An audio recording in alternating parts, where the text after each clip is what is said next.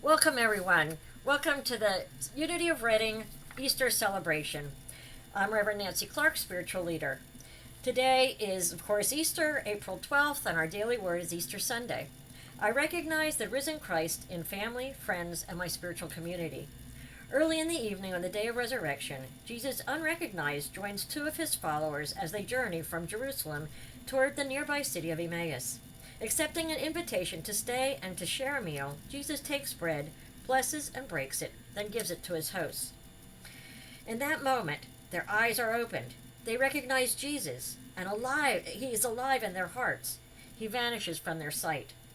Later, the two explain to others how the risen Christ became a living presence to them in the fellowship of breaking bread. Easter celebrates the risen Christ, an immortal presence freed from all limitations, awaiting discovery in every person and life event. I recognize the risen Christ in shared events with family, friends, and spiritual community. And from Luke 24:31, then their eyes were opened, and they recognized him, and he vanished from their sight. So today, Christians all over the world are celebrating the resurrection of Christ, or the resurrection of Jesus. You hear words like, "He is risen, he is alive, he lives." These are words that can be shouted today, and they truly, truly are uplifting and inspiring to us even today, because we all want to overcome. We want to rise above our current circumstances, and that's what Jesus is inspiring us to do, to rise up and to truly, truly be alive. I love this story, and I do tell it pretty much every Easter, about the seeker who went to the Master with his burning question. He traveled a long, hard road to find the true and final answer. As they sat together, the seeker asked the Master, "Please, tell me this now, Master. Is there life after death?" The Master smiled and chuckled a bit, and then replied, "The real question is not if there is life after death, but if there is life before death." Jesus stated, "I have come so that they might have life, and they might have it more abundantly." Life, and life more abundantly. These are the promises that Easter should be reminding us of. How many of you woke up today, looked in the mirror, and shouted, "I live! I'm alive! I have risen!" How many really, really feel that we are living life to the fullest abundance possible? In times like this, we may forget that that is what is promised. Many look at Easter as a passport to eternity. More life following this one as abundant life, meaning quantity. But Unity teaches that abundant life is not about quantity, but about quality. Easter is a reminder that the resurrection is about each one of us, not to be resurrected after death, but to be lifted out of our current circumstances and to be resurrected into life, and life more abundant, here and now. Life that is filled with love, filled with happiness and prosperity. Jesus said, "The kingdom of heaven is at hand, here and now," and the ability to live in the kingdom of heaven resides within each and every one of us. The gift of abundant life is the promise of a fuller quality of life, richer, deeper, and a more profound experience of life. Every year we celebrate Easter and we have this reminder, and a lot of times we can get jazzed up and it might last for a short time, but then after that we go back to living a life of mediocrity. We go back to doing the same old habits, same old thoughts. We live by someone else's wishes for us and fulfilling someone else's desires. We live lives that are not true to ourselves. We don't try for more. We live a life that is safe, secure, and we tend to settle. We settle in our work, in our relationships, and almost every aspect of life. There are two great quotes that I like when we talk about just settling. The first quote is, "The minute you settle for less than you deserve, you get even less than what you have settled for." Many of us are seekers, searching for that abundant life, the key to heaven on earth. But I think it is safe to say that many seekers don't even realize what they're looking for. Joseph Campbell once said, "I don't believe people are looking for the meaning of life as much as they are looking for the experience of being fully alive." What does that mean, the experience of being fully alive? I believe that the abundant life that Jesus spoke about is this experience of being fully alive.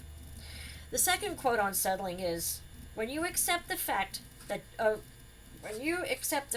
your true identity includes becoming an overcomer, you will never, ever settle for less than a miracle.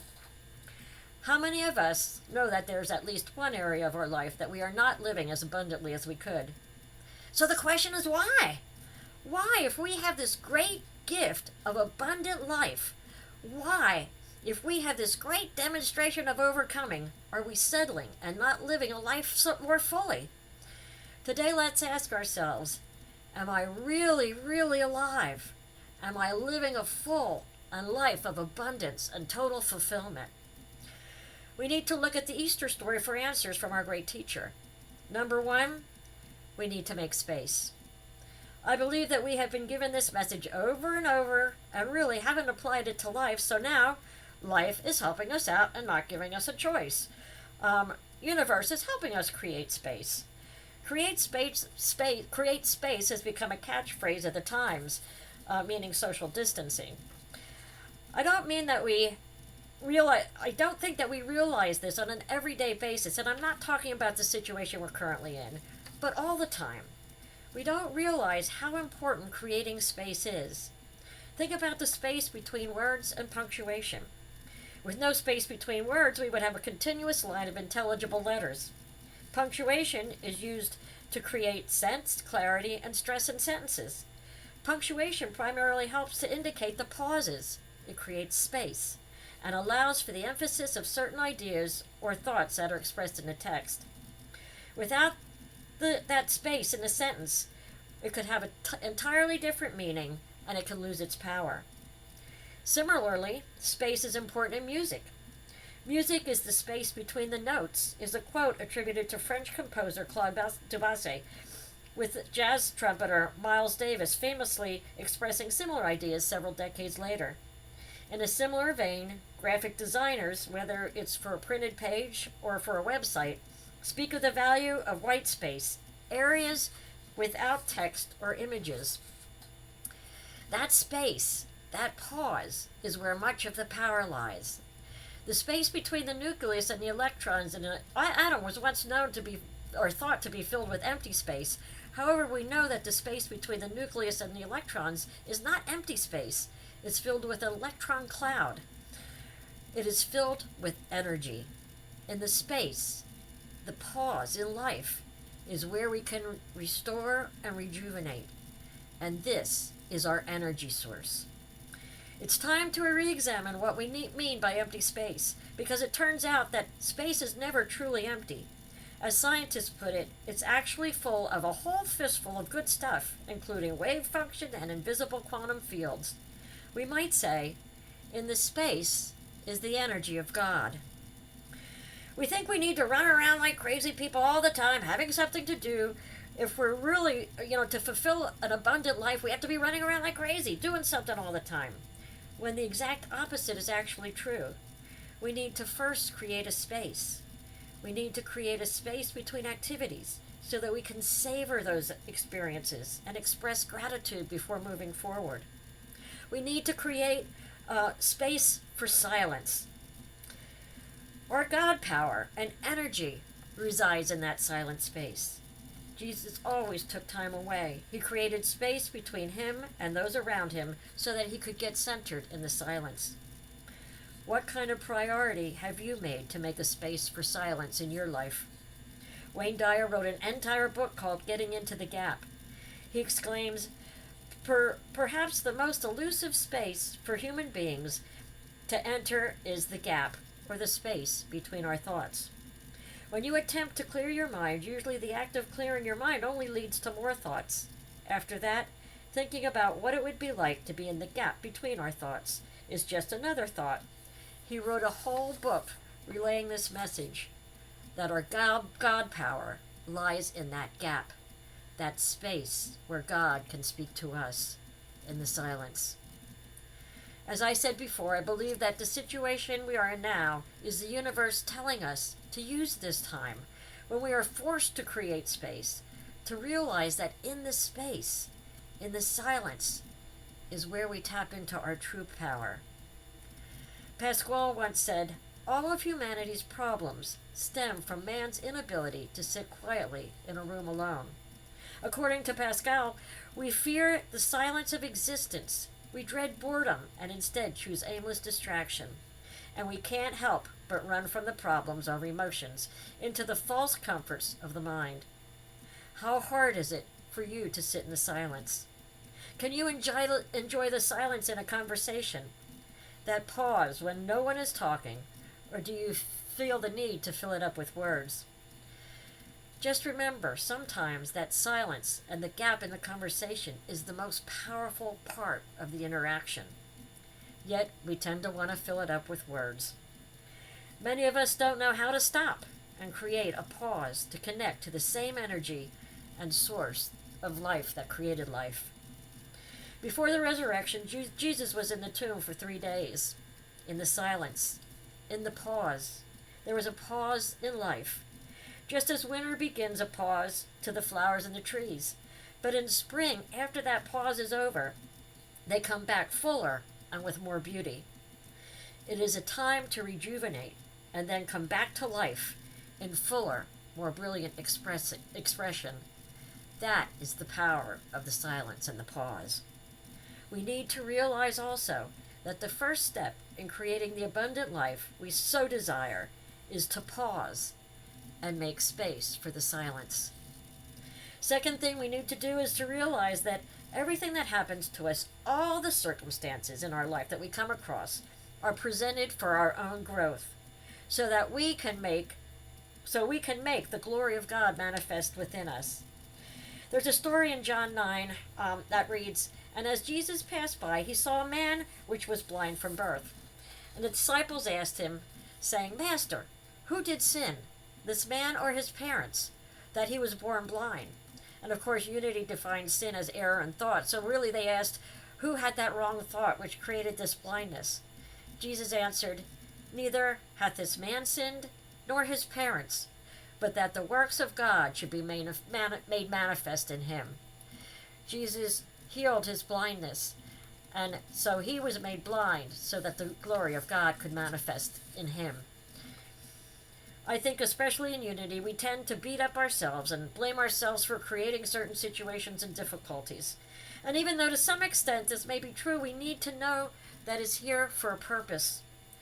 This is my life. It comes in my life to help me manifest the glory of God. This is here to mirror to me what I need to change in my life.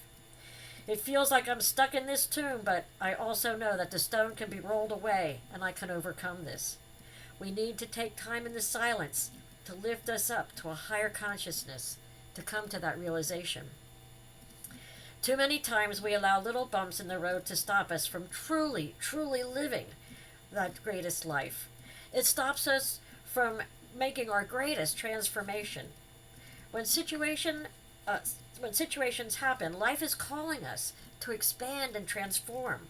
We are being called to die to our old habits, to die to our old thoughts and actions, so that we can be resurrected into a higher consciousness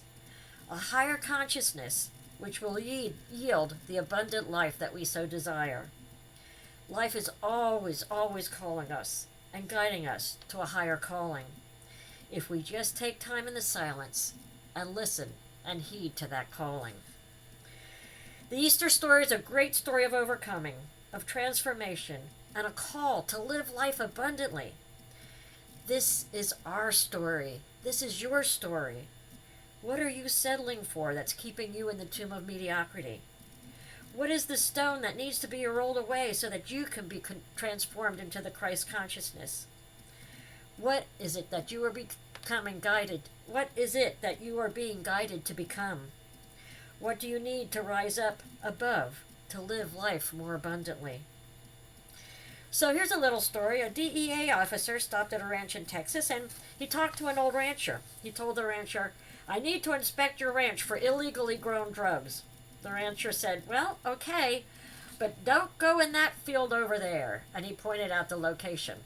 The DEA officer verbally exploded, saying, "Mister, I have the authority of the federal government with me.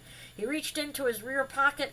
He pulled his badge and proudly displayed it to the rancher. "See this badge? This badge means I have the power and the authority to go wherever I wish, on any land, no questions asked. Do you understand?" The rancher nodded politely, apologized, and went about his chores, as of course the DEA agent headed towards the forbidden field.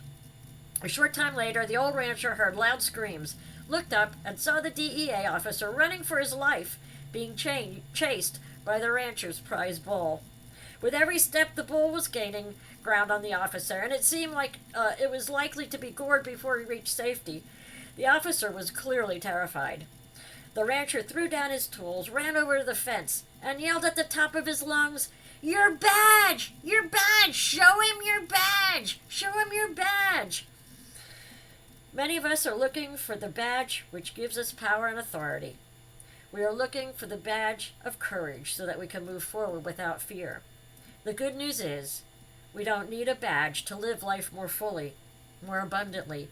We have already been given the power and the authority to live life to the fullest, here and now, in this very moment. We are given the power and the authority to have life more abundantly through the promises of God. The resurrection story is a wonderful gift to tell us that no matter what the appearances of life, we have the power and the authority to overcome. Many of us have an awesome opportunity right now being off from work, having space away from the outside world. I encourage you to use this time to create the space of silence. Go deeper into silence and connect with the power within, and you will find that what comes forth will be greater than anything you can ever imagine. Secondly, know that whatever you are going through now is an opportunity for growth and expansion. The universe is calling you to something greater, calling you to rise above circumstances. Know that the universe is conspiring to help you expand and transform and express the power within you, to rise up, to be better and greater than you ever thought possible. Thirdly, pay attention to what life is showing you. We have all the tools that we need. We have all the wisdom and the power that we need. We only need to realize this and to bring it forth. Roll away the stone of your tomb today and step out. I believe Joseph Campbell was right. We all want to live life more fully, more abundantly. Make this Easter the miracle of your own resurrection and transformation. Stand up and say, "I have risen. I am alive." And so it is. I thank everyone for joining us today for our Easter message. If you were moved by this message or any of Unity teachings, I invite you to send a check to Unity of Reading, 4443 10th Avenue, Temple, Pennsylvania, and you can also go on Facebook and choose Unity as your charity to donate to. So I thank everyone. Have a blessed Easter.